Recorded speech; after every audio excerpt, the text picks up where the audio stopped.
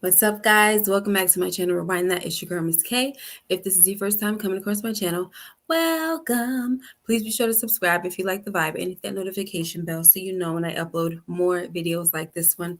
Tonight, we are going over The Wire Season 5, episode number 8. That episode is called Clarifications. Across the screen is the quote of the episode. And that is a lie ain't a side of a story. It's just a lie.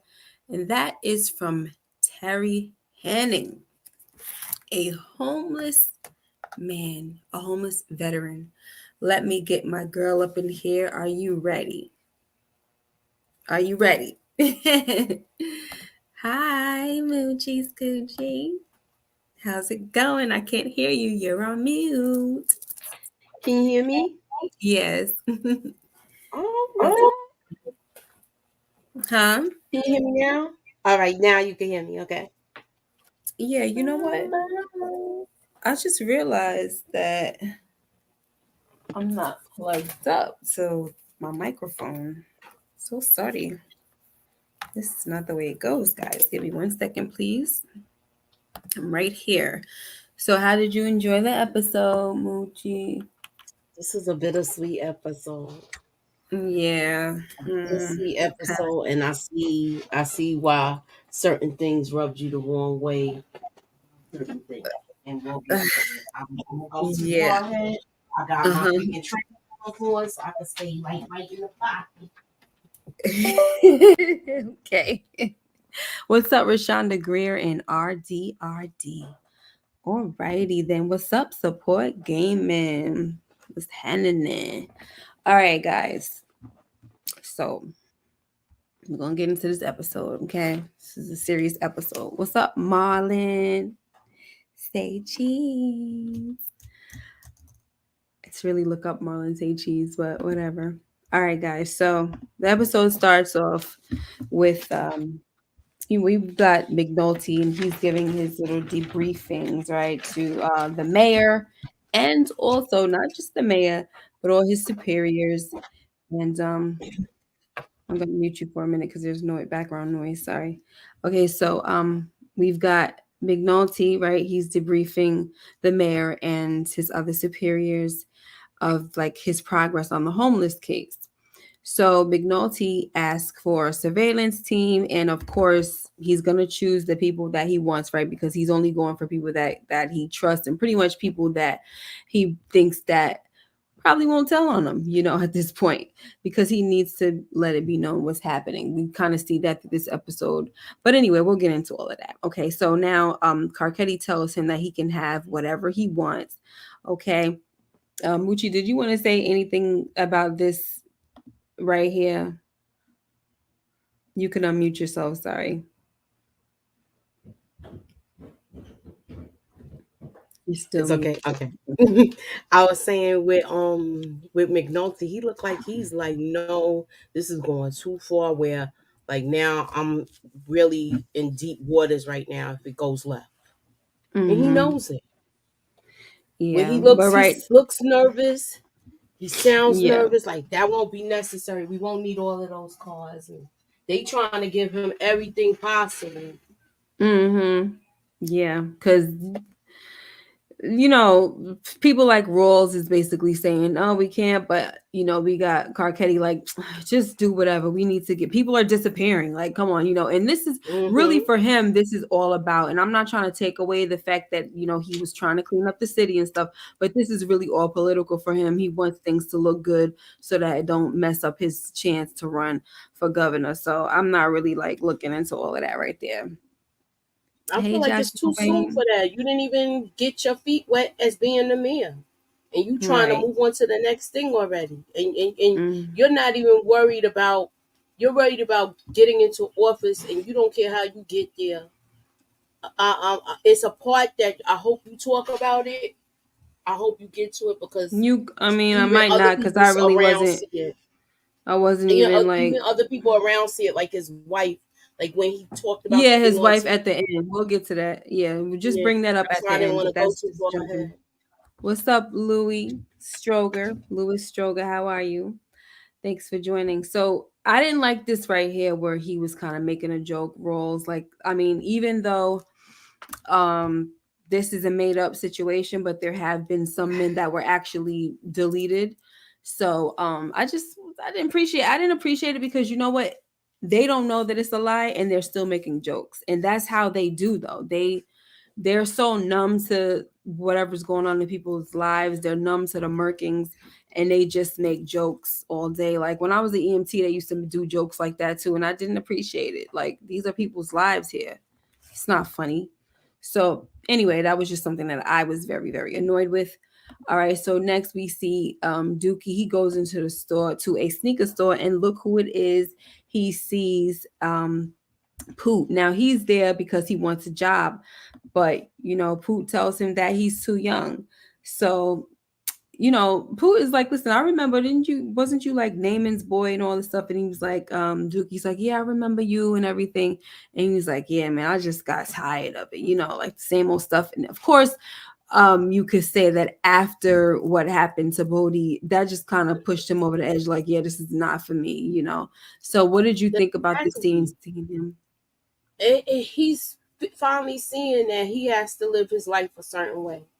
Mm-hmm. After, like you said, what you just mentioned, after Bodie and him Mm-hmm. losing Bodie, he was already ready to walk away because he had just got out.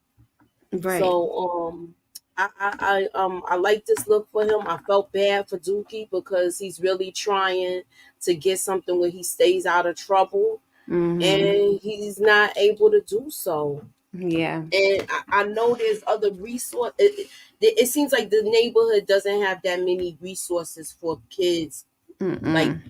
activities for them to do. Not So at it's all. either the corner or you in trouble. Mm-hmm. Corner or school. Yeah. Yes. Marlon said it was good to see Pooh out the game alive. Exactly. Mm-hmm. Don't let these people lie to you and make it seem like folks can't It's so make it out the game. glamorous, right? Know that they can't make it out the game. Like you can. You can make it Mhm. out. I'm glad he All said right. it too. Like I'm tired of the I wasn't going nowhere. And he was Mm-hmm. right. Yeah. So next we got McNulty, right? Because after he went, he had the little meeting with them, with the superiors, and he's gonna get all the cars and all the, everything he needs. He goes and tells Carver because he already let it be known to Daniels and all of them that he's gonna choose Carver. And they was Mm-hmm. asking why, and it was like he was explaining that Carver knows this, that, and the third, whatever his little reasoning for it. So now he's talking to Carver, excuse me, and he's telling him about the little scheme that he's running with the OT because Carver was like, come on, bro. Like, I already know that you mean that Freeman has a wire, right? So the seller point is that Lester has a line on Marlowe and he just needs people to run it down, right? And of course, this is when Carver figures out that it's not a new line that he got. It's a wire that Freeman has because he was the one that gave him the number 2 weeks ago. But he was willing to help out because, nobody at this point, none of the police, especially the good police, are happy about Marlowe getting away with all these bodies in the vacant. So some of these folks are just down, like, okay, whatever. Like, if this is what's gonna go on, this was gonna go on. They don't even care why they're getting OT. They're just happy to be getting OT at this point. Did you want to add anything to this scene, It or was can we like he move was on? the king with the golden keys right now. Mm-hmm. And McNulty's getting off on it too, kinda. Yeah. That's what I believe. It seems like it is Like he absolutely. seemed like he just get. You know how somebody feel like, "Oh, I'm the man," like that. That's definitely what it is. Yep. Yes. So next we have Michael who delivers Omar's message to Chris and Snoop, and he has some opinions to add, and Chris was practically quiet the whole time. All he said was, Marlo got a lot on his plate, but Snoop was getting all pissed off because Michael had an opinion. Like she really looked heated. I'll give it to the actor whose name is Snoop Pearson. She did a good job at just showing like I even this expression on her face was different from all the expressions we've ever seen throughout the series. Like, I mean, you've seen her make certain faces, but it was just like, dang, she's really like really pissed. And I started to think like, why is she so mad? But and then why is Chris so quiet?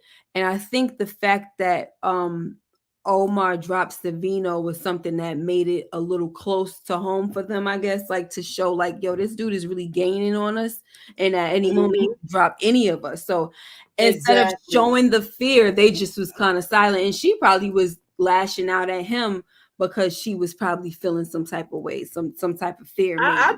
I do believe she was kind of afraid because Yeah. she was just like when he was saying everything that Michael said, Mhm. he was pulling out these. It wasn't threats; it was promises that O was throwing out. Look, when I see you, it's on. You Mhm. know, like Mhm. he needs to come out to the streets and see me. He not man enough and all of that. Right. Mhm. And he's telling him, well, he's saying this, and he need to come down. And she like, you know how she, you shut up, what you do with him. You know how she be talking. Like nobody cared Nobody because care. he was like everybody is saying this and everybody's saying that. She was like they need to shut the f up, right?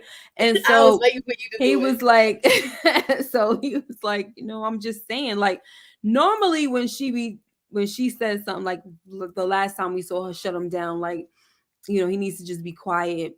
He just bit his tongue, but this time he didn't. He was just like, I'm just saying, like, y'all got rid of Junebug and his whole family for saying for something that you wasn't even sure that Junebug Exactly. said. And this dude is running around saying it to multiple people, calling Marlo out. And he was like, I'm just saying, if I was Marlo, she didn't let him finish it. Well, you ain't. But before that, she was like, Young ain't got a different opinion or something like that.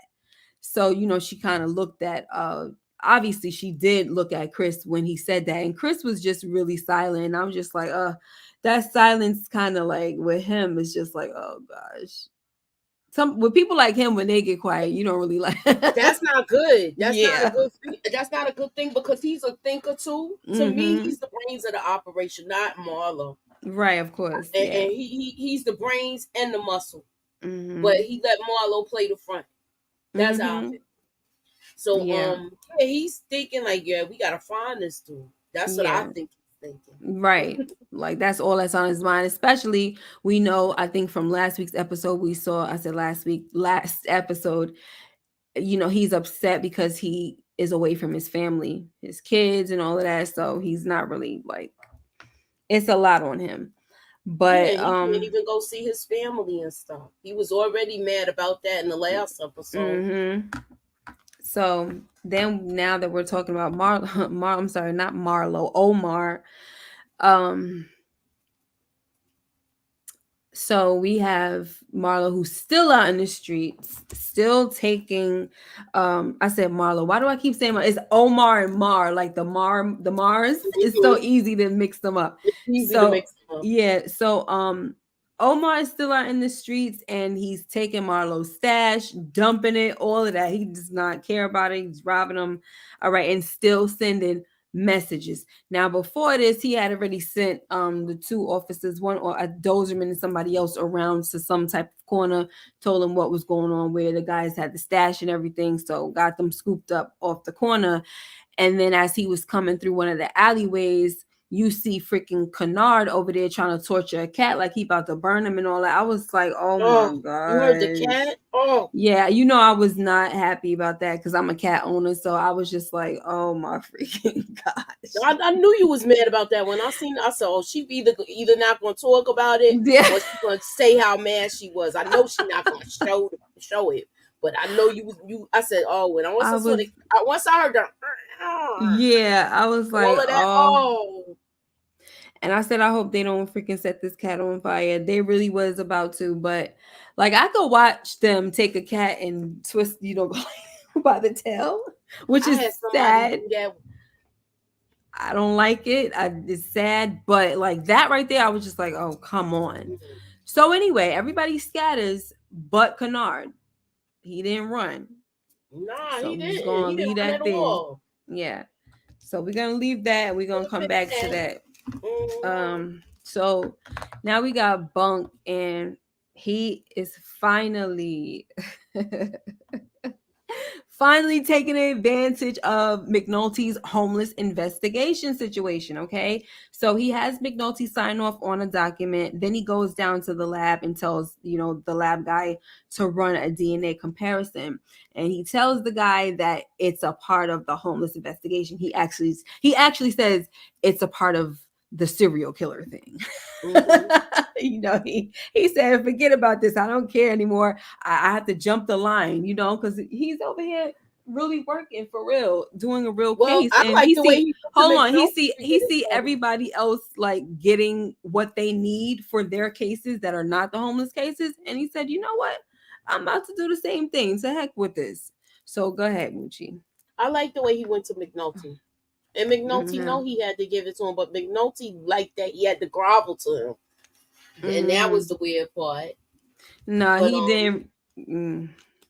I'm He sorry, go ahead. told no, he told him like just do it and shut the f up. Like Yeah, I just don't do care. it. Like I don't he want to seemed hear like it. he wanted to gloat about it, but he like, nah, man, Mm-hmm. just do it because you know this is the right thing to do. And they know that. It, never mind, I'm not gonna go further. I'm gonna say right Okay. now. All right. So now, guys, we get to that. Listen, this is another situation. Okay, when Bodhi got it, he got it early in the episode, and same thing with Omar. We're finally to Omar's situation where he gets deleted, and it caught me off guard the first time I've ever seen it. Um, and it still kind of caught me off guard this time. I knew it was coming, but he's in the middle of a sentence. You already know it's coming because you hear the bell on the door, right? Mm-hmm. Kennard is coming through the door. You don't know who's coming inside the store, but you know somebody's coming. So now you already know it's about to happen. But when I first saw this years ago, 20 years ago, when he was talking, this was not something that I expected. I was like, "Oh my freaking gosh!" Because he's in the middle of a sentence, like he's telling the lady, give me some Newports, and then also add this or whatever." And boom, all of a sudden, that was it, shot right there. And I said, "Oh my freaking goodness!" And who is it? Of course, like I said, it's Kennard. So, go ahead and Moochie, talk about it. I this when if you going back 20 years ago, I'll never Mm, forget the night that this came on mm, because my brother was here and he don't watch the show. And when mm, it happened, I was like, "Oh, ish!" Like when it happened, like me, like the first time seeing it, and he was like, "Oh man, they took him out!" Like it was just like mm, one of those mm, things where you was just surprised that it happened because you figured he was gonna make it to the end and take them out. And then when this happened, and then this pint-sized little thing, mm-hmm. Yep. Mm. So I was like, oh my gosh, this is crazy. it was a But pint-sized psychopath. so legendary Omar is gone. Just like that. Just like Hmm. that. From this little dude right here. So mm. Let's move on. So next we have the homeless vet. He's coming in. Like first we were getting calls, like he was calling because he's not happy that Scott done put some lies in his story. He added some stuff. So um I guess he wasn't answering his calls. Like he wasn't responding to the calls. Scott wasn't responding to the guy's call, the homeless guy, Terry. He wasn't responding to his calls, so he came down to the Sun. And the only person to go down there and meet with him was Gus. Gus put his hand out to shake it. The guy didn't want to shake his hand. Like, who are you? He's like, I'm the one who edited your story, whatever. He said, well, then you're a liar. So fast forward to, I guess Gus was like, I ain't dealing with this. We gonna get this dude down here now, Scott. So now they're over there talking about it. And Scott is I'm sorry, the dude, his name is Terry, the vet, and he's confronting Scott about the lies in the story, especially um the fact that like he just added something. He's like, why would you, I told you this and that and the third, why would you add something, right? And so this is where the quote of the episode comes, because look who's this is happening right in front of Gus, and Gus is just looking over, like, he already knows the deal, Moochie. Of course, we talked about this 1,000 times. He knows what's going on, but he's still in front of this guy. He maintained the integrity of the company. I don't think it definitely wasn't about Scott. It's the integrity of the paper. So he has to make it seem like, he's on Scott's side and all that crap. But he's just looking like, look at this freaking, you see your stuff is coming, it's coming to bite you. But you know what So, though? I feel like Gus was waiting for a moment like this to happen. He knew it was gonna happen. I'm sure he's been in this business for so many years. It ain't nothing mm, he's seen. So he knew, if it walk like a duck and quack like a duck, it's a duck. Dude is a liar. He's a liar. He's being exposed for it. And this guy was irate about it. Like, he was. certain things you just don't lie about. Yeah. And Like, it was just that's where the quote it's of the just episode comes from, because he's saying, I was just I'm telling him, I'm going to tell my side of the story, this and that. And he said, a lie ain't a side of a story. It's just a lie. And I really like that quote, because in real life, you know how they always say, I got to tell my side of the story, this and that. And that's why they say there's two sides to the story. And then there's the truth, because it's whatever, you could still be lying. It's a lie, period. What's up, Jody's Corner and Skid Caesar? Thank you for joining. Thank you, thank you. Jody's Corner said the kid deleting Omar is where Power got the idea of Tariq deleting Ray Ray. I don't know Possibly. about all that. Listen, sometimes you could get an idea and just tweak Yeah, it a it little, could be, I tweak it a don't know. little bit. So you never know. But hey, so That's a good theory though. I mean, it is, but at the same time, what's up, Inga? At the same time, Tariq and Ray Ray had some situation, right? It was a personal vendetta. Like, this is freaking Kid Kennard just done went and did whatever, but we ain't gonna talk about all that right now. So Hmm. now, so he gets out, right? He leaves because this guy's main thing, this guy Terry, this vet, he's saying, listen, the thing that I'm really upset about most is, what if another vet reads that, and they know the story and they know that it's wrong? Like, what if they read that? So he's more concerned about the integrity of just, the Marines and the army, wherever he's from, whether it was the Yeah. Marines, the army, whatever. That's what he's trying to uphold. He's trying to uphold some type of integrity, even as a homeless man, for where he came from, right? And Hmm. so they go out, and when I say they, I'm talking about Scott and Gus. They go out of the room, and Scott is saying, "Oh, this guy is just off. He's off." I mean, they're all like that. I hate to say that, but so Gus was like, yeah, he's really, he's really, what was the term that he used? I forgot what he said, but he was pretty much agreeing with him, like, and then he said, but what we're gonna do is we're gonna call the Marines or whoever, wherever it was, we're gonna Yeah, he call said them. they're We're gonna going, locate their friends. yeah, we're gonna find out, with the report, we're gonna find out his story. We're gonna get the service record, right? And if it's wrong, then And you you're have gonna to do a correct retraction. it, right? But he was saying that if it's wrong, you lied. He Hmm. wasn't saying if it's wrong, you lied. He was just saying if it's wrong, then we'll just chalk it up to a misunderstanding. But we will, if it's wrong, we will make sure that we correct it, right? So Hmm. then when he gets back in the room, the guy was like, and we didn't have coffee, we'd had chocolate milk. So it's even down to, like, the dude can't even remember the truth. He lies so much that he can't even remember the truth of the story, like the That's truthful parts. ridiculous. Yeah, he can't remember the truthful parts of the story. You couldn't even add that you had chocolate milk. You had to say that you had coffee. Like, it's just down to those, like, minor details. It's just ridiculous. Whatever. So we're gonna move on. So But he was wrong and strong and trying to really be like, no, that's what you told me. yeah, That's he what was you told me. right. He's trying to, He's like like, one of those. I'm sorry. yeah, no, I'm saying he's trying to keep the lie going right in front of the face of the person that knows the truth. Those are some dangerous He's liars. like one of those type of liars that go down with the ship. That's what I say.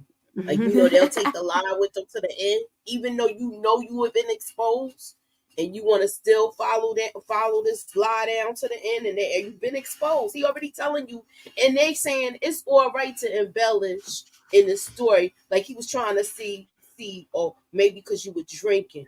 And he was like, "Well, what do you Right. expect? I live on the freaking bridge. I'm gonna drink." Of course, I'm a drink. Yeah. you So know. yeah, But he Scott. was I telling the mean, he was telling the truth. right. Gus was trying though to. I don't know what he was trying to do, but like I Nah, said, Gus is just taking a maintain little the mental integrity. roll. Like, Yeah, he was just trying to maintain the integrity of the paper, but knew daggone well that Scott was a freaking liar. So now we got Bunk. He comes on the scene, like he comes to the scene of Omar's murking, and he thought it was a professional job at first, but then he finds out that it wasn't. The lady, the owner of the store, whatever, the Korean lady, she was like, it was a kid. And here once again is where they have a joke. The guy on the floor that's, I guess, around his body, he was saying, "Man, you should have let me take him in to do the time and stuff like that. He would have been better off." Gotta have a joke, right? But anyway, before we move on, do you have anything that you wanted to say about this scene right here, Moochie? You're muted.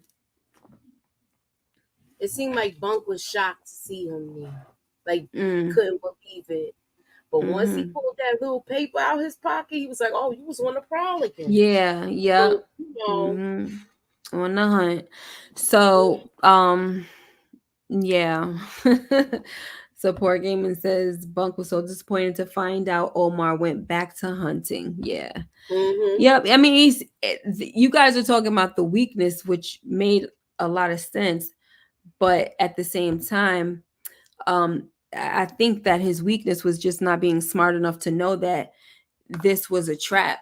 The whole thing with Yeah. Butchie, that was a trap to lure you out, and you should have waited it out and been smart about it. But he wasn't. He just kind of let his Mm-hmm. anger get the best of him. Yeah. So go. And then on top of that, he crippled himself, so that didn't help at all. But yes, R.I.P. Omar and Michael K. So Williams. let me ask you this, Miss K. Do you feel like he should have like left it alone once he jumped out of that building He probably and should have came left it alone for another a day little to fight? while. Yeah, he should have went away and healed, and then because he wasn't even himself anymore. So No. mm, no, the blue moon coming. No, I haven't. That sounds like something scary. So meanwhile, guys, we got Chris and Snoop, Chris and Snoop driving around looking for Omar because they don't know that he's dead yet. But Omar pages, I said Omar, I'm sorry, Marlo pages Chris for a meetup and tells them that Omar's dead. Like, yo, y'all didn't hear. And they like, what? Who got him? you know, that's Snoop. Who got him? Cause this crazy thing is that I totally forgot that they didn't send this little kid. Cause for me, I was like, yo, that was actually smart. Even though I couldn't stand Kennard, I'm like, that was smart for them to have a kid do it, right? But he Yeah, just but they did didn't it. send him. He I did just that said on that. his own, that little boy. Like I no, literally just said no, that, I know you Moochie. just said it, but what I'm saying is, I would think that's a good idea too, though. Yeah, yeah. And that's the thing. I Yeah, don't I would think that's remember. a good idea too. I'm like, when I was thinking about it before this happened before watching this episode, I was like, that was smart that they sent him. And then I'm looking at it, I'm like, oh shoot. Why did this kid just do this on his own? And I think maybe he for did it him, when he seen him that day out there. Remember when yeah, he from that like mm-hmm, doped up Michael, yeah, and from that he was like, time. "Oh, he not that bad." Right. Yeah, that's what I'm thinking too. Like it's because he saw that he wasn't nothing to fear like that. So it's like, oh, everybody Hmm. acting so scared of him. I'll go on and do it. But it's like, did you know that there is money involved? you know, you just went and did it. But there's a whole bunch of money involved for that man's head. But anyway, Hmm. so um Yeah, I just thought that that would have been a smart thing, but they didn't do it.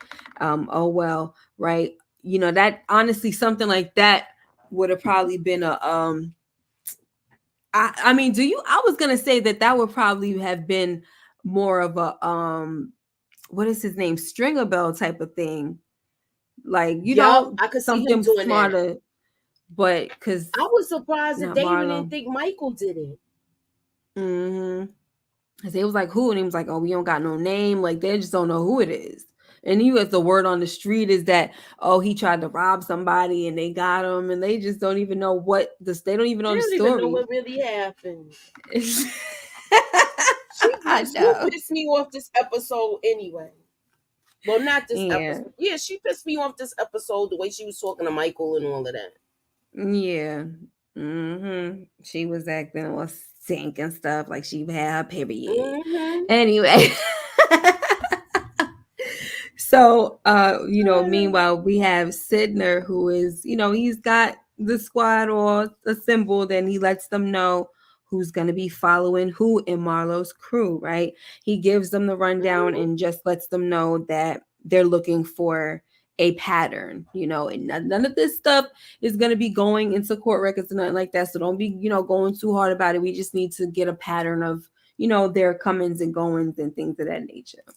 So we're gonna just move on unless you wanted to say anything about this part right Nah, here. I like the way he's trying to keep them where they don't not doing too much, where Mm-hmm. where the whole thing gets blown out the water, they Right. little secret. Yes, indeed. What's up, Detroit Kings? How are you? Thank you for coming through. All right. So now we have Gus, and he is impressed with Fletcher's coverage of the homeless under the bridge, right? But Fletcher is Mhm. more interested in telling the story or writing about Bubbles. He let him know, like, I had a little tour guide and everything. And to be honest, I'd rather write about him. And so, he tells him that he works in a soup kitchen and all this stuff. And Gus was like, okay, well, you know what, just going ahead. And Fletcher was like, well, what about, the coverage for the homeless? And he was like, don't worry, I got you covered with that. Just go ahead and, go see this guy and see if you can get a story out of him. Did you want to say anything about this scene, Moochie? I thought it was cool. I thought Mm-hmm. the episode before when he was telling them like just talk to them, they human. He Yeah. humanized the homeless people, Bubbles. So I Mm-hmm. like the way that he communicated with him. Yeah. And this is the way you do it, right? Like if you feel like something you did a story and it wasn't as Hmm. interesting as you thought it would be, but you found something that was, you could be honest and go to the editor and say whatever, just like Fletcher is doing. Like, well, I'm not really satisfied with this story. I know you like it, but I found more interest in this guy. You know what I'm saying? And he gave him the go ahead, gave him the green light. So I just think that Right, that's the way to do it. Like this dude Scott just want to go and make something up because he don't feel like the story is interesting enough. It doesn't make any freaking sense. It's just stupid. But anyway, he's a freaking guy that has no integrity at all. And then Alma comes, right? She comes in and she tells Gus that there's been homicide in a corner store and two fires in the city, right? So he tells her to write up the fire and scratch the homicide because they're out of room. And just like that, Omar's death doesn't make the freaking paper. A hood legend, just like that, doesn't make the paper. doesn't make the paper. You see how that is? Yeah, They it's just don't know, like don't that's show. exactly. Don't know, don't show, don't care what's going on What's in the going hood. on in the hood? And the thing about it is, they decided to talk about a fire instead. So it's like you talk about a fire, but you don't talk about a man who lost his life in a corner store. And they're looking for a juvenile as a suspect and all of that. Like, I'm just, it was just so easy to scrap that story. And even Gus scrapped it. At the end of the day, that's just his job, right? He got to do what he got to do. What's up, Renee Hicks? All right. So let's move on. Now, Moving. Oh, this right here had me like with my mouth open, like, oh my freaking goodness. So, Greg's and Kima, um, Greg's and McNulty go to the FBI for more help on this situation with the homeless. And this this guy writes up like a description because they have more experience with serial deletions, right? right. And He's so a he writes behavior up, analyst. yeah, so he writes up a description. Okay, he's the behavior analyst, and who was the guy next to him, he was like a FBI whatever. Like one of those profilers that they do all of Yeah. that. So he tells him, like, he says that he I can't even talk, guys. Like, I couldn't believe how I when was he started laughing at some of the explaining, stuff he was yes, saying, y'all. when he started explaining this guy, it was McNulty. Like, he was Mm-hmm. describing McNulty to a T. Okay, like he says that the guy had trouble with lasting relationships, had issues with authority, and was most likely in a high functioning alcoholic, and also maybe he has something against homeless people, or he's using the homeless this as a opportunity for some type of what was that word, some type of to be in a position of authority or something like that, he said. And it's funny because you were talking about it earlier, how you were saying he feels so good and pumped up about how everybody's calling, coming to him and getting the overtime, and like he feel like he the man. He the and man. and so this scene right here was just like, oh my gosh, Like he got how a did this reality check, McNulty. how did that's so crazy because girl go Miss because K, did you know that he said that before he went there? He was like, I don't want to go to Quantico where somebody's gonna tell me how I am. Didn't you remember he I said didn't something like know. Florida No, like that? Yeah, he said it. my When he got god. there, it's like he probably drinks a lot. It just almost has me speechless. Like, I was sitting there like, I oh my gosh, was letting it laughing like, down. oh shit. It just goes to show, like, my eyes are hurting so much right now. It just Oh. goes to show that, like, these behavior analysts and stuff like that, man, they know what they Hmm. talking about. And the crazy thing is the way he came up with certain things or whatever he's doing, his personality, it came through. Even in this, with this lie, his personality, he couldn't hide, who he was, even though he tried to come off like he was, he's staging these serial deletions and all that crap. But he Hmm. tried, and it still showed that his personality was very dominant in this whole thing. So hopefully this thing Yeah. right here helps my I can't never get it through this other. Hopefully it protects my eyes and helps me, guys, because whew, we'll see. All right. But anyway, yeah, to a T. So when they left, he was like, well, she said, how do you think it went? Kima said that. And he was like, oh, it was pretty good.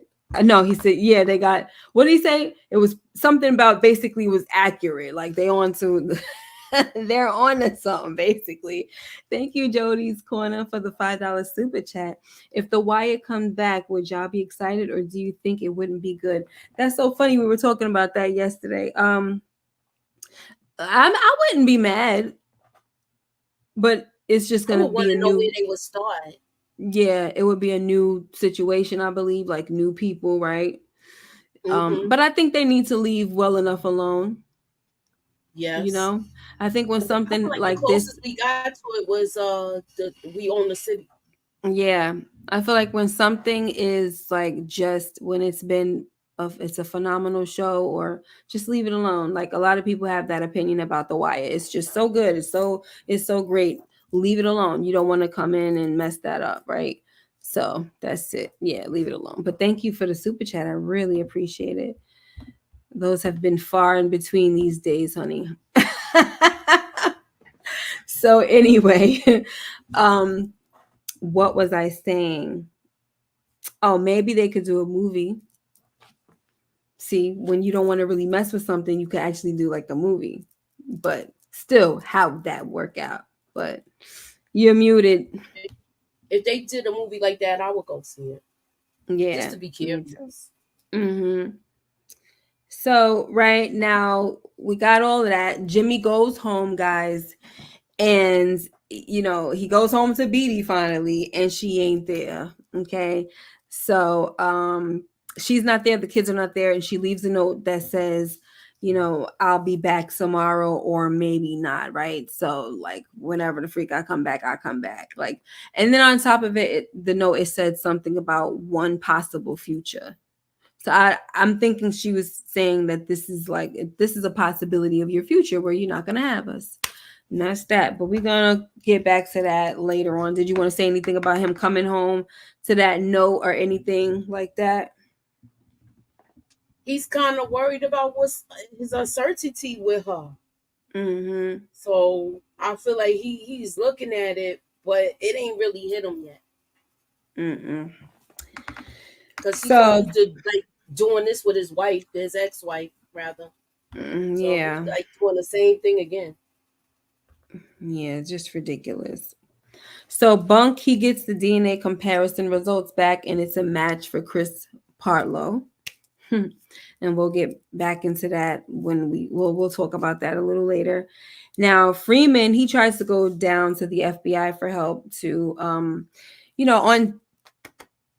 taking the Clay Davis case federal now, right? He ain't trying to let this go because he done went and uncovered a lot of things. So he's just like, and of course, look, we kind of gotta look at it from his standpoint. They uncovered all the bodies in the vacant. Like he did all this work with this this fraudulent politician and he got away with it. So he's just like all his good police work is just going to crap. Like it's for nothing out here. He's working hard for nothing, right? So he's like, all right, let's see if we could go down to the FBI. And the is that the district attorney? That's the same dude that didn't want to help them before because he's mad at Carcetti, right?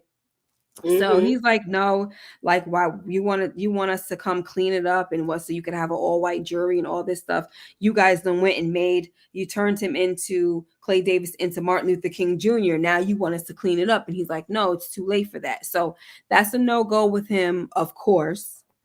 Before he wanted Clay Davis on a silver platter, but now it just seems like his pride is in the way to the point where he's just like, no, like he didn't he's just I think he's just mad that he didn't have the case. Just Oh period. yeah. He didn't want Oh them to have yeah. it at all. So Oh yeah. that is, you see how pride just ruins stuff for people, Mm-hmm. ruins their lives and all that. It just ruins everything.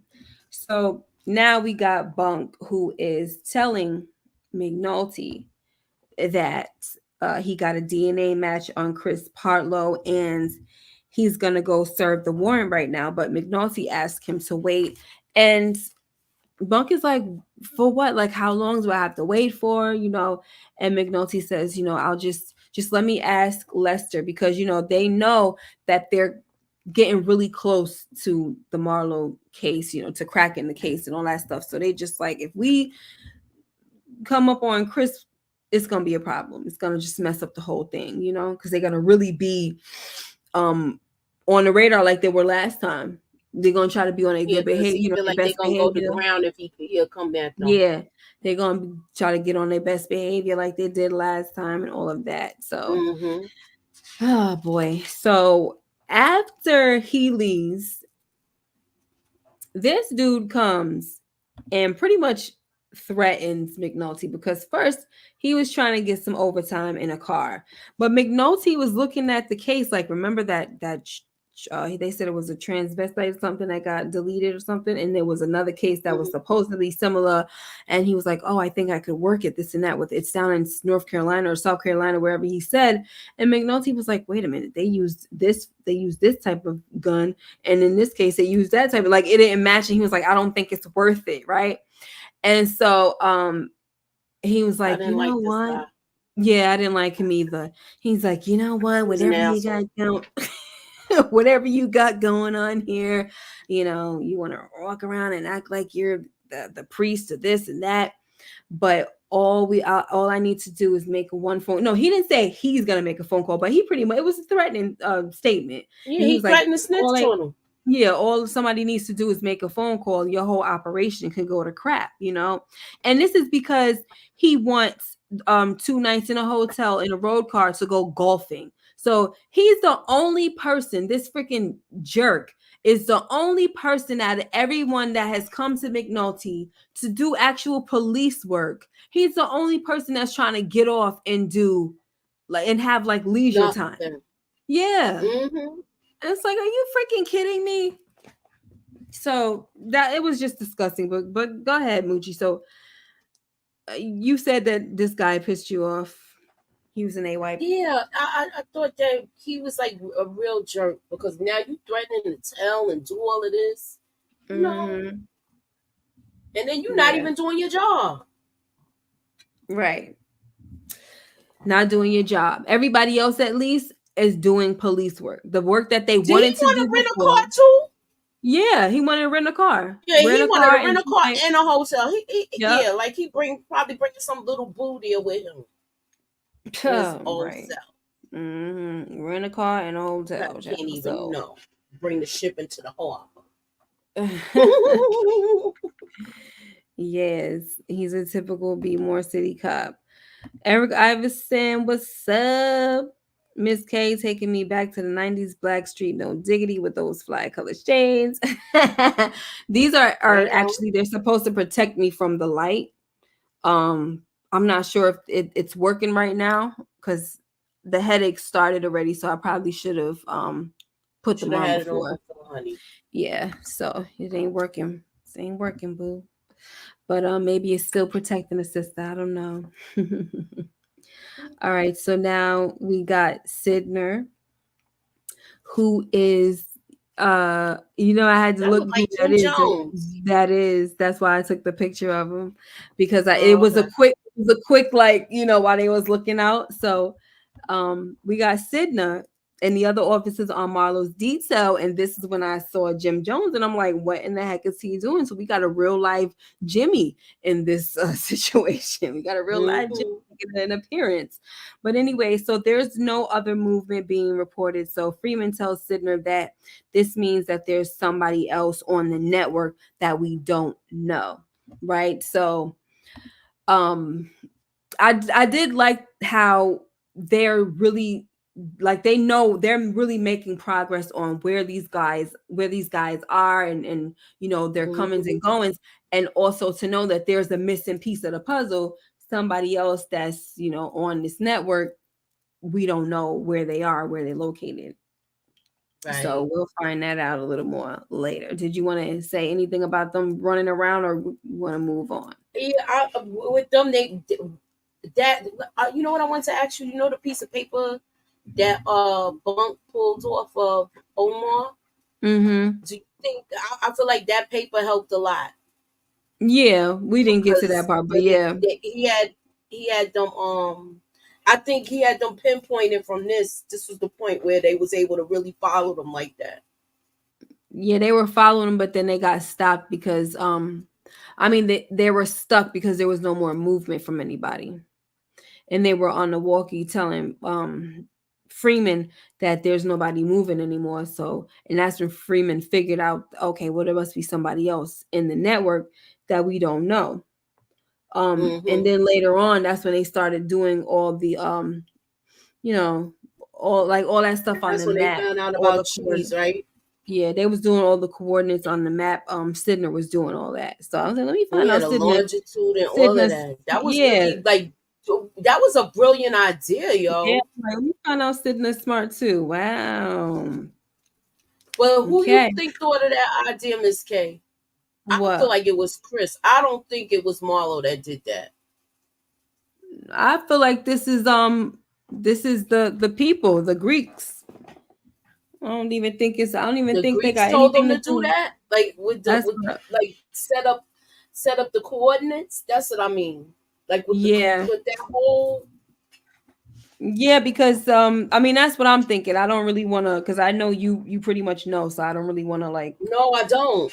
Oh, because I'm like I don't want to guess wrong No, and I then don't. I just you was know. asking your opinion. I don't know. Oh, oh, okay. I was just thinking. I mean honestly, the funny thing that you asked that question is I was just automatically thinking that it was them, that it was the Greeks because they now they're working with them and but I guess because they don't work in the day-to-day operation, so you might be right about maybe it's Chris that started it because this is just for that time, when he said what is it for the re-up, I guess the shipment, Hmm.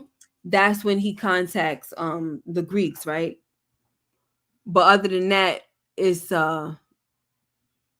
it's just They kind of just it's seeing them regular all meetups. together. They not seeing. They Yeah, not seeing them meet up with anybody else. right. So now that you saying that is somebody that we don't know that's in the loop, Yeah, I think you I know might they be brought. right with that, with the Greek mm, thing. yeah, maybe so, but they also I was you brought thinking it up was cheese. You brought up hmm cheese because when he saw that note with all the people, that hit list, basically it is the hit list. Let's call it what it is. and he had where So they yeah, live and everything, where they stay. yes. Oh gosh, too hilarious. Anyway, but yeah, I guess we shall see, right, Mooch? We shall Hmm. see. So now we got McNulty who has to tell Kima. Oh my gosh, this man done told Carver.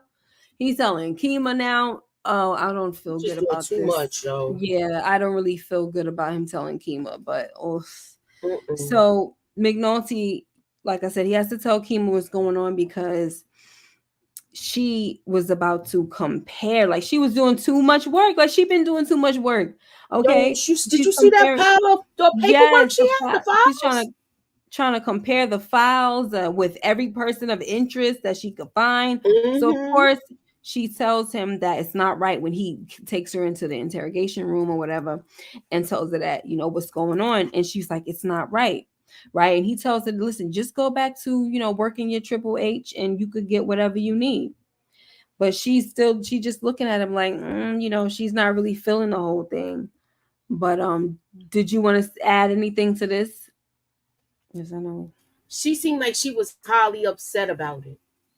Like she Mm, was like, "You doing this and this is wrong." And I was surprised with that because remember last season how they she got on board with him to try to get Stringer Bell the other season, mhm, mhm. and they was doing all of that, and Freeman basically talked to them and was Yeah. like, I'm surprised at you, girl, when he said all of that. Yeah. So I think Yeah. that conversation really made. I think that conversation had an impact on her, where Right. now she's She want to be a straight shooter. she has morals where she won't do Yeah. stuff. Yeah. Right. Yeah. So then McNulty tells Freeman that he had to tell Kima. Okay. And Freeman was like, come on, like how many how many more people you gonna tell? It was also in this scene that you were talking about how he figured out, he sold cheese on the list and he figured out that there's like there's a lot going on over here.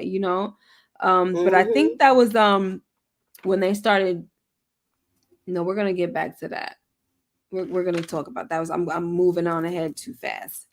So, but point is, things are coming together with the Marlowe case, right? They're making ground slowly but surely. It's not all coming together, but they're making ground.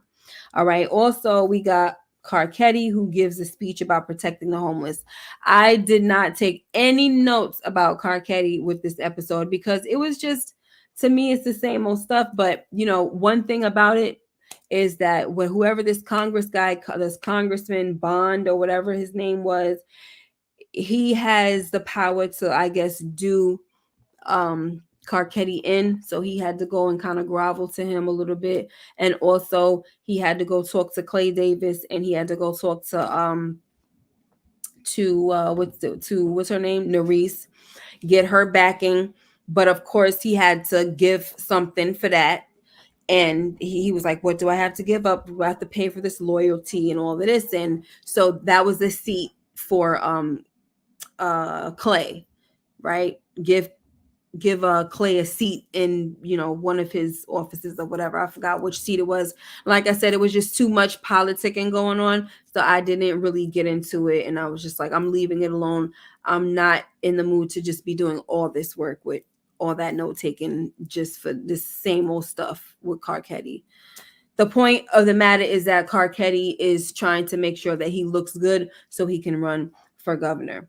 But now, unfortunately, he's starting to do things that seem to be amoral, and his wife Mm-hmm. is not feeling it, because before No. she's looking at him like, she sees he's a good man who's trying to really change things, but now he's going down that regular like, that little slippery politician type of situation. He's starting to fit right into that whole that whole mold, basically, that description of Mm-hmm. a politician. He's fitting it. What's up, pretty girl? What do you Hey, have to say pretty about that, girl. Moochie? Anything Carcetti related? I with Carcetti, that last thing, his wife, the way she looked at him, she looked Mm-hmm. like she was disappointed in Yep. his decision that he made. Mm. She looked like she was Yeah. very disappointed, and he's not following through like how he said he was. Yeah. He's just, and she seemed very disappointed in him, and Mm. that's what I walked away with most from them. Those part that you saw him compromising himself. Yeah, exactly. Yep, walking away from everything he stood for before, and now just to get Hmm. this seat, now he's trying to, do all this other kind of stuff. Thank you, pretty girl. Okay, so we talked about that. So now we have Lester, who finds Clay Davis in a restaurant, and he gives him the file on the bank statements and the loan applications, and he tells Clay that if you don't have answers for me next time I come back, I will be making a call to the U.S. Attorney's Office. Did you want to say anything about that? Because he's just like trying to, at this point, he's like, I'm taking matters into my own hands. I'm talking about Freeman because he's done had it.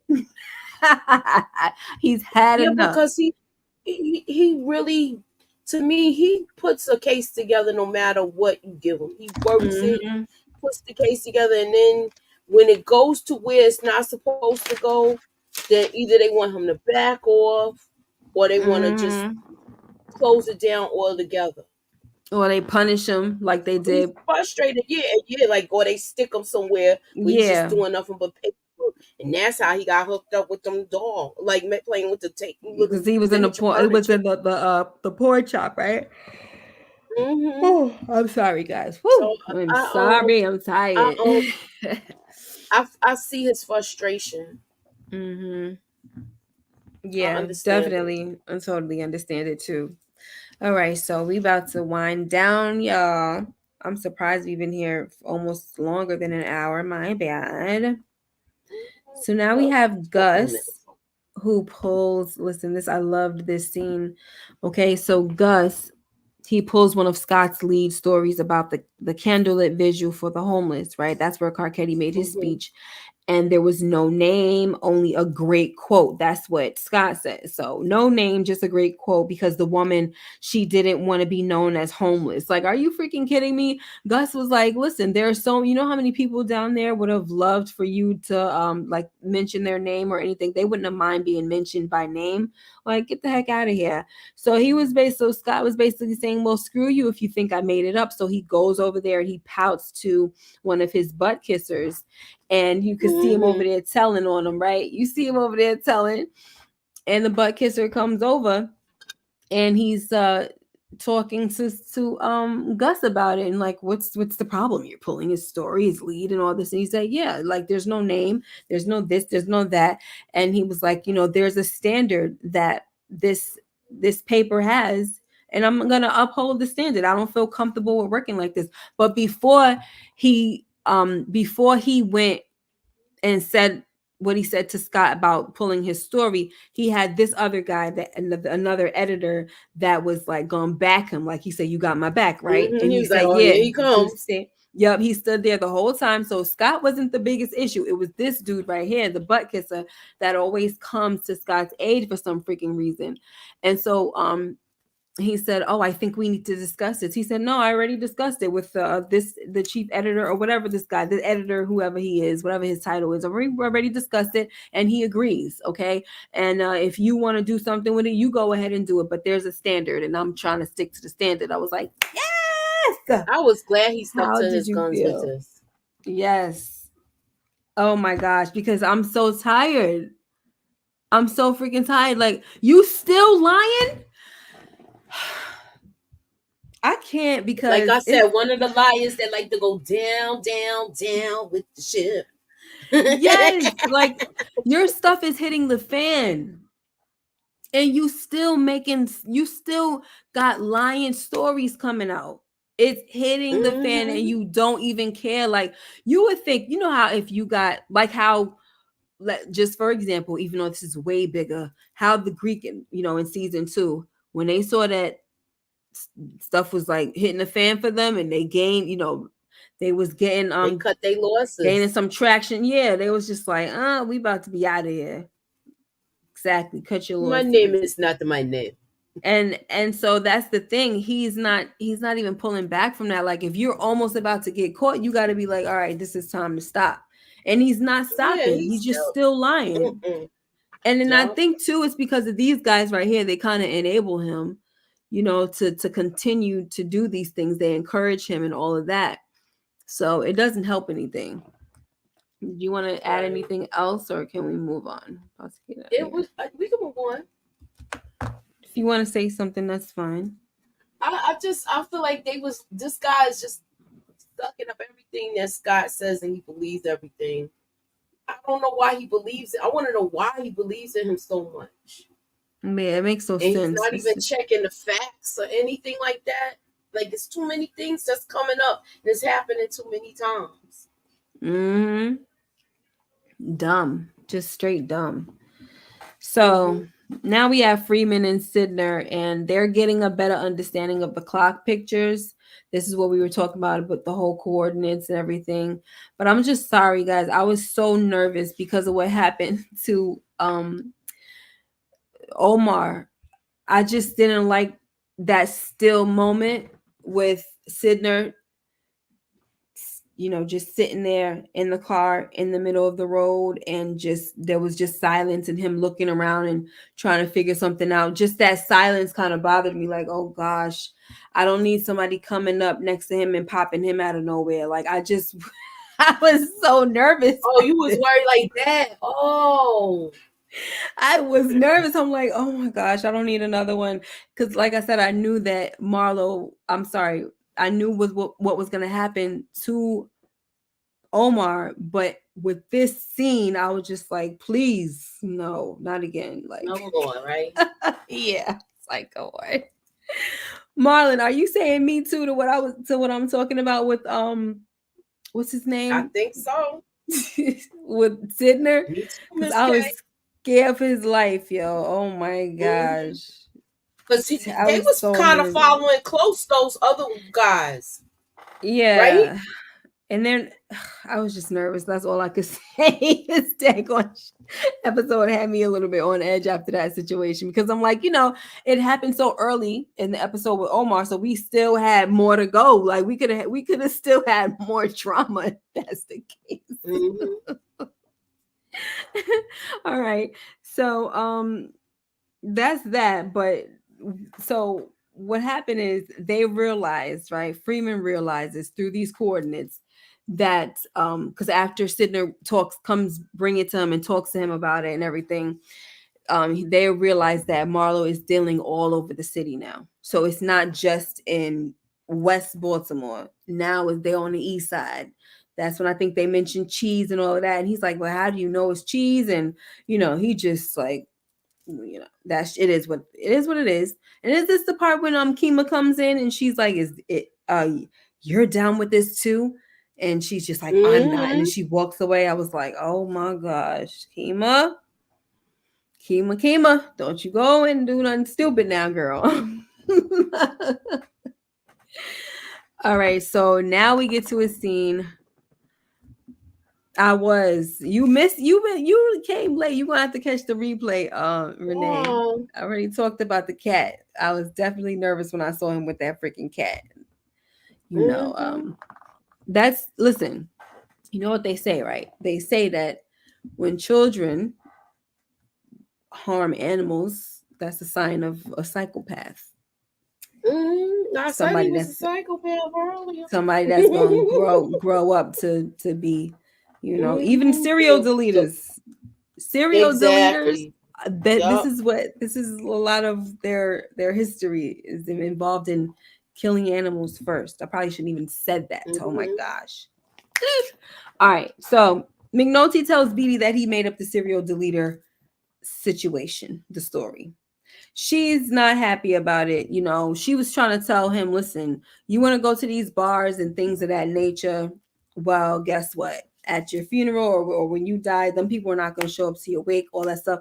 They're not even going to know your name. Like, they were like, oh, did you hear Jimmy died? Like, Jimmy who? Oh, Jimmy the cop? Like, they're not going to know. So after she says all this stuff, like, family is what matters at the end of the day. After she says all these things, that's when he was like, I made up the whole story. So, do you want to say anything about that whole thing with her and Jimmy I like the Neutron? conversation that she had with him because she was giving him a reality check. And Mm-hmm. then and I like the way she let the kids go inside and gave him a piece of her mind. And then, like, look, you keep messing up, we gonna be going. I'm not leaving next time. You are. I like Right, this. because this She is put her my foot house. down. She Yeah, put her like this is foot my down. freaking house. I'm just giving you a taste of what you could be losing. That's all I was doing. But at the end of the day, Exactly. when you're really gonna lose us, you're the one that's gonna be getting the heck out of my house. The heck. Mm-hmm. So we get to the end of the episode that I had to rewind because I'm like, why the heck did this medical examiner switch Omar's card like that? So when I kept looking, it was because somebody made a daggone mistake and put Omar's card on the white guy. And I'm like, what Mm-hmm. kind of system is this? Like, this city is so jacked up that they make so many freaking mistakes. I Like, had to go back and rewind that too because I was trying to yeah, figure out what was going on. that was crazy. I was like, yo, this could have been a whole mess. And so he's looking at this white man who clearly doesn't have a GSW, and DJ the he TV had junkie. he has some type of stitching or whatever over his chest, and clearly he wasn't 34 years old either. I was like, yo, and the guy smiled. The He way was that an guy old smiled, man. the way that guy, he was an old man, but the way that guy smiled, the medical examiner, the way he smiled was like, this ain't the first time it happened. Like, caught another one, Yeah. you know? Like it was I'm like, you like, know how, like, here we go again. I don't know exactly. who I work. I can't stand when I work with this dude because he always doing something crazy. Even though Yep. I'm just making up a fictitious thing. No, yeah, because it showed the name of the medical examiner on the card and everything. So whoever that Michael dude is or whatever that guy's name was, he's a screw up. Okay, and that dude that caught it, he's probably a vet who's been in the game for a minute. He's been doing this for years. And that other dude that was on there is probably somebody young doing some stupid stuff. Every time he turned around, he got to make sure that he's checking these bodies to make sure that the descriptions match them. Mm-hmm. That's insane. Oh my gosh. Inga said, be more still jacked up. Eh. Man. That's how the episode went off, guys. Mm-mm-mm. Switching cards. I mean, he had to switch the cards, obviously, because somebody screwed up. Like, that was just. I was like, what am I? What? I was like, what am I seeing? What is this about? And I just had to like, I rewinded it probably like 3 times, and then I was like, oh, wow. Mm-mm-mm. So we got 2 more episodes left, guys. I know. And our journey for the wire is over. Complete. Mission complete. we would have been done with this mission because we went on hiatus for a while at one point. We got through season 5 pretty quickly because we doubled up. We started going twice a week, Sunday and Tuesdays. And so yeah, guys, it's coming to an end pretty soon. But guess what? Sunday, we're back to Tuesdays only. So it's going to take us 2 weeks to finish because we're back to Tuesdays only because my Sunday night spot is being filled again with Power Yeah, Universe. yeah, yeah. So the dream team is back. The dream team is back. All right. Moochie, what do you have going on before we get up out of here, babe? All right. Come through and check it out this Thursday. This is the third part of new edition. It's gonna be some trivia. We're gonna have fun with the last episode because there was a lot of stuff going on. This is the episode that you gotta see. You gotta see it. I loved that movie. Oh my gosh. Thank you for not spoiling it, Inga. Remember, there's a lot of things that I do know, a lot of major things I do know, but there's also a lot of minor things I don't know. So we just gotta Mm-hmm. be mum about it the whole way through, baby, the whole way through. All right, Yeah. guys. So you're gonna please join me at midnight on Friday for the Shy. And hopefully I'll have a video for you of the premiere of Force. I'm not going live for that. I'm gonna do a video. And hopefully I'll drop that before Sunday, which that I mean I need to drop it before Sunday. I have to because I don't need my thoughts getting jumbled up for that live as well. Like no mixies, okay? Because when Right. all of our thoughts come together, I gotta have mine out first so they're unadulterated. You know what I'm saying? All We right. hear that. Yeah. And that's about it. And then we'll see you Sunday for our favorite moments, least favorite moments, and scratching my head moments of Force, season 2, episode 1. Take care and be blessed. Thank you so much for being here. Inga, thank you. Marlon, thank you. Renee Hicks, Pretty Girl Loves Trap Content. Eric Iverson, thank you for being here. And everybody else, I appreciate it. Jody's Corner, thank you for stopping by as well and for the super chat. All right, take care and be blessed. Bye bye.